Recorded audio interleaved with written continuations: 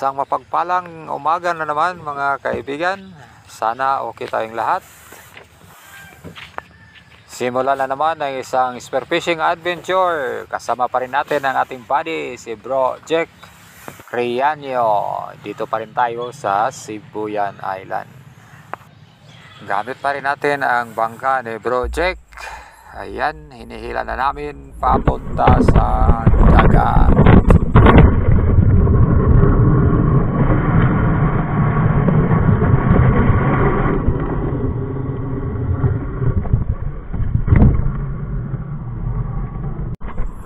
Muli, salamat sa lahat ng taga-subaybay sa ating munting YouTube channel.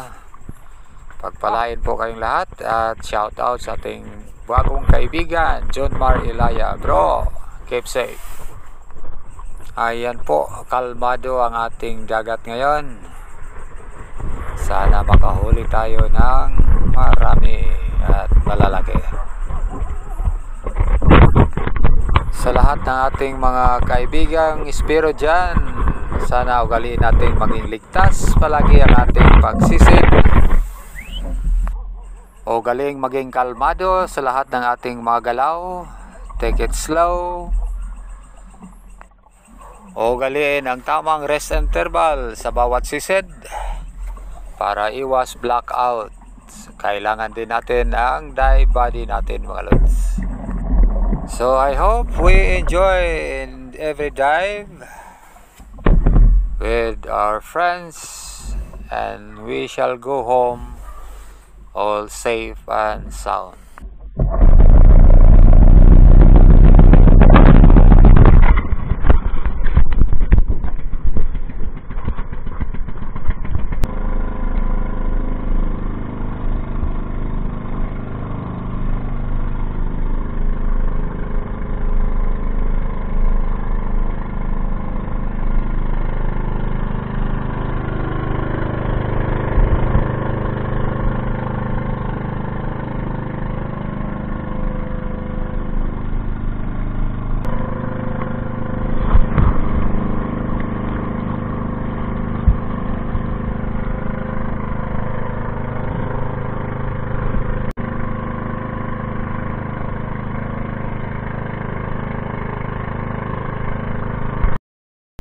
Ayan, dito na po tayo sa ating first spot.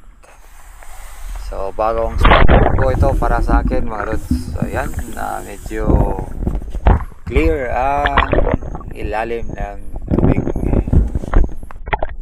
Sa araw na ito, gamit natin ang ating Robalin 160. So, medyo mahaba po ang paning ito mga lods. Okay, pagkatapos ng ating warm-up dive, bumaba tayo dito. At sabi ni Bro Jack, may nakita siyang mga long nose emperor. At nang mapansin natin, napag-alagala lang sila sa baba, kaya binabaan natin. As usual, pre-falling technique pa rin ang gamit natin. Dahan-dahan tayong bumaba at naghanap ng pwesto kung saan tayo mag-set up ng ambush. Ang mga long nose emperor ay curious din ito pag mayroon silang makikita. Kung hindi ka lang masyadong magalaw sa ilalim, lalapit yan. Kaya dito, nag-abang na lang tayo kasi nandito na, papalapit na ang mga targets natin. So, long nose, o sabi ng iba, long face emperor. Ayan, slow motion muna tayo para sure na tamaan mga lods. Ayun, sapol po ang target natin, isang long nose emperor.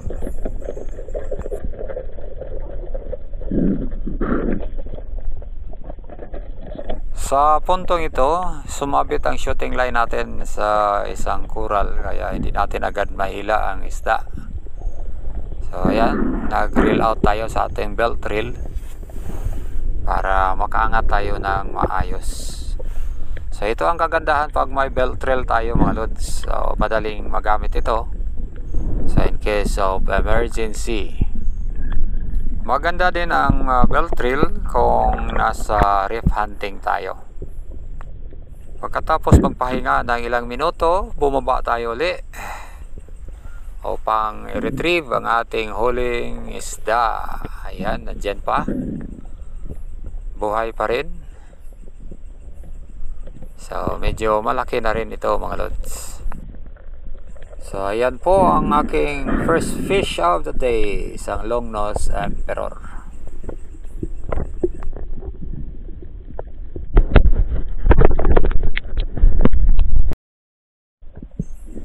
Muli tayong bumaba sa di kalayuan at mayroon tayong nakitang mga maliliit na isda at isang parrot fish.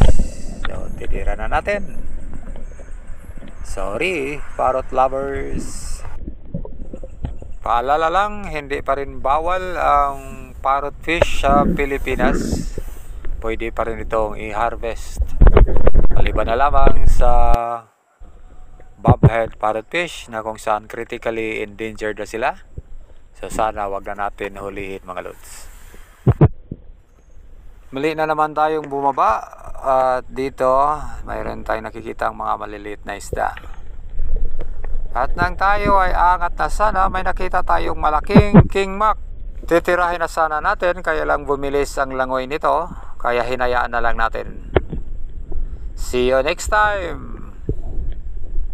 Thank you. Sa aking pagpapatuloy, napunta ako sa isang malalim na bahagi na kung saan ito ay isang wall. So bumaba tayo. Nasa mga 20 meters plus. At agad may sumalubong sa atin na batfish, kaya tinira na natin. Kaya lang napunit. Ayun, nakawala.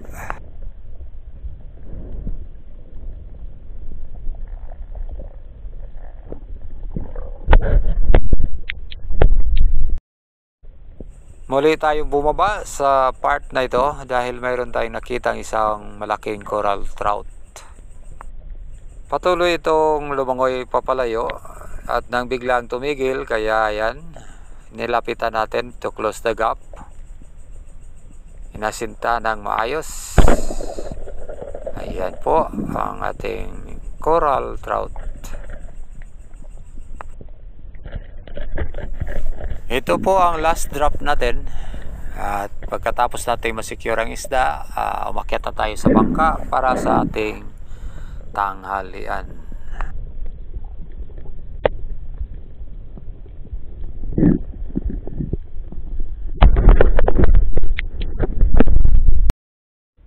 Para sa aming afternoon dive, lumipat kami ng spot. Ito ay isang old spot. Ang tawag nito ay Nakibradahan Shoal. Ilang sandali pa habang nag-set up tayo ng ambos, biglang may dumating na sweet lips. Kaya yan, sapol mga lods. Isang magandang isda din ito mga lods. Sarap ito sa sinigang.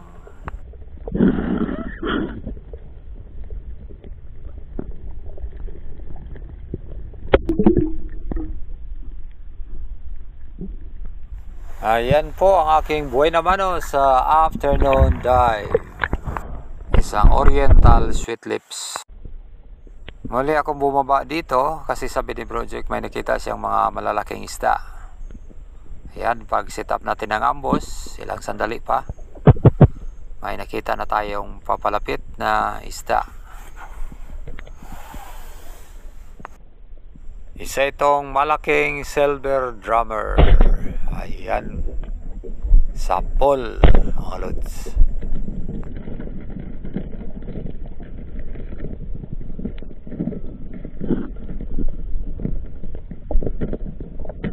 Medyo sumabit ang shooting line natin, kaya binabaan natin ito agad upang makuha natin ang isda.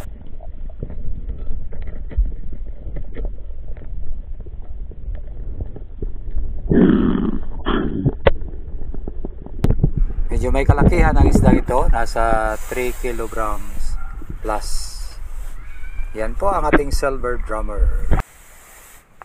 Lumipat kami sa isa na namang bagong spot at dito medyo matumal ang akyat ng isda, kaya last drop natin. mayroon tayong nakitang dalawang triggerfish. At pinutukan natin ng medyo malaki sa dalawa. Magandang tama mga lods.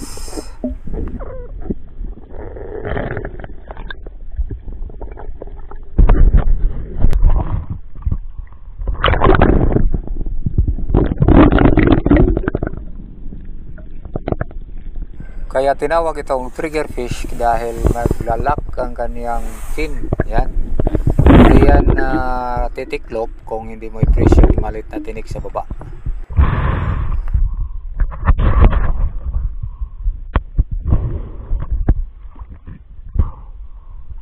Yan po ang last fish of the day natin. Isang triggerfish mga lods. Si Bro Jake naman, mayroon din siya mga huli na maliliit na mga isda. So medyo matumal nga ang akyat ng isda sa araw na to. And then we call it a day. So ito po ang huli namin. Medyo konti lang. Pero pwede na. Ibibenta namin ang mga ito. Ang iba naman ay uulamin. Masarap ito sa iba't ibang luto. Siyempre, mayroon pa rin tayong parrotfish, ang pinakasikat na isda ng Pilipinas. Sa spot na ito, nakahuli din si Bro Jake ng mga Big Eye Emperor at isang pogita. So, ayan po. Thank you so much sa inyong patuloy na pagsubaybay sa channel na to. Salamat. At ito po ang inyong report. Still Silent Hunter Bugoy 69. Please do not forget to subscribe on this Spear Fishing channel.